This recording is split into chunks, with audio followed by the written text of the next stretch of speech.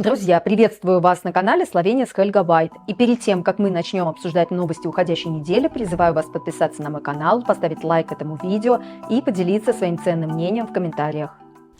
Искусственный интеллект уже меняет рынок труда в Словении. Одними из первых жертв стали переводчики. После 20 лет работы 2 опытных переводчика уже закрыли свои фирмы. Просто потому, что в профессии больше нет перспектив. Один из переводчиков рассказывает, с течением времени давление стало возрастать, заказов стало меньше, а почасовая оплата заметно упала. Виной всему переводы на основе искусственного интеллекта. Текст уже заранее переводят программами, а мне отправляют черновой вариант с просьбой лишь пробежаться и поправить. И за это платят гораздо меньше. Эксперты по искусственному интеллекту добавляют, что переводчики стали первыми жертвами. По их мнению, переводчикам стоит найти свою новую нишу в тех областях, где машины пока не справляются. Но какие это области, эксперты, к сожалению, не уточняют. Как вы думаете, кого следующим искусственный интеллект оставит без работы? Алиса, кто может остаться без работы из-за искусственного интеллекта? Кассиры, почтовые, банковские работники, телемаркетологи, операторы колл-центров. Ха-ха-ха, так веселее. В одном из домов престарелых в городе Целе разгорелся скандал после того, как 2 видео завирусились в соцсетях. На одном из видео медсестра, надев на себя памперс, танцует перед обездвиженным пациентом, а другая медсестра ее снимает и смеется. На втором видео та же медсестра дергает за руки беспомощного пожилого мужчину, как тряпичную куклу. Только после всплеска общественного возмущения сотрудниц уволили. Однако, как выяснили журналисты, уволенные медсестры сразу же нашли работу в аналогичном заведении. Видимо, для того, чтобы делать новый контент в ТикТок. Проблему усугубляет острая нехватка сотрудников в домах престарелых. Этот инцидент не просто единичное нарушение, а отражение системной проблемы. Когда кадров не хватает, контроль над сотрудниками ослабевает.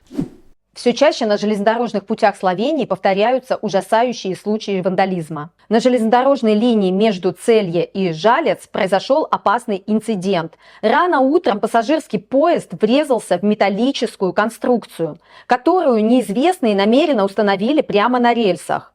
На путях оказались стулья, стол, велосипед и ветки деревьев. Целая конструкция, способная вызвать серьезную аварию. Поезд смог продолжить движение до ближайшей станции. Пострадавших, слава богу, нет. Для пассажиров организовали автобусную пересадку. Железные дороги заявили о материальном ущербе и передали дело полиции. Сейчас открыто уголовное дело и ведется расследование. В Любляне запустили голосование выбора имени для главной рождественской елки, которую привезли в этом году из пригорода Любляны из Медводы и установили на главной площади, на площади Пришерна. Горожанам предлагают выбрать из 4 имен – Андрея, Божичница, Эсмеральда и Кристина.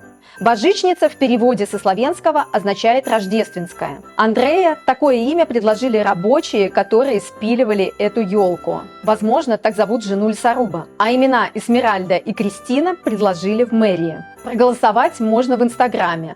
Пока побеждает имя Божичница. Итоговое имя объявят 28 ноября, в момент, когда в центре города впервые зажгут праздничные огни и огни на самой елке. Любляна вошла в число европейских городов с наихудшим качеством воздуха.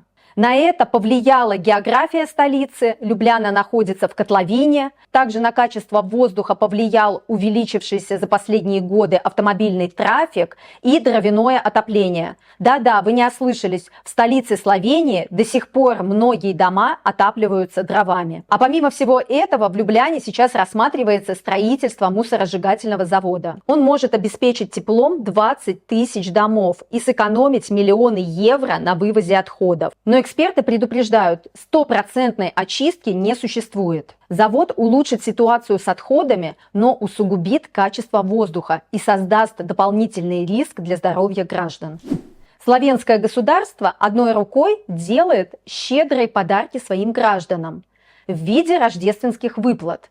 Правда, за счет бизнеса. А другой рукой увеличивает стоимость парковок. С 12 января в Любляне увеличивается плата за парковки аж на 30%. В центре города стоимость парковки составит евро 70 центов за 1 час. Кроме того, введена новая ночная тарифная ставка. С 10 вечера до 6 утра стоимость парковки составит 2 евро. Замечу, что сейчас парковка с 7 вечера до 7 утра пока бесплатная. Также увеличиваются штрафы за неоплаченную парковку для легковых машин с 20 евро до 30 евро. Правительство заявляет, что это вынужденная мера. Таким образом, они хотят снизить количество автомобилей в центре города и улучшить экологию Любляны, а также хотят стимулировать граждан пользоваться общественным транспортом. А деньги, вырученные с парковки, могут пойти на строительство нового мусоросжигающего завода. Молодая словенка анонимно рассказала журналистам, что ее бывший парень разместил ее интимные фотографии без ее согласия на одном порно-сайте. После того, как девушка узнала, что ее интимные фотографии стали достоянием общественности, она перестала выходить из дома и замкнулась в себе. Ей казалось, что все вокруг знают об этом. Девушка рассказала, что просила своего бывшего парня удалить эти фотографии. Он, конечно же, этого не сделал. Также девушка писала администраторам порно-сайта требование удалить снимки.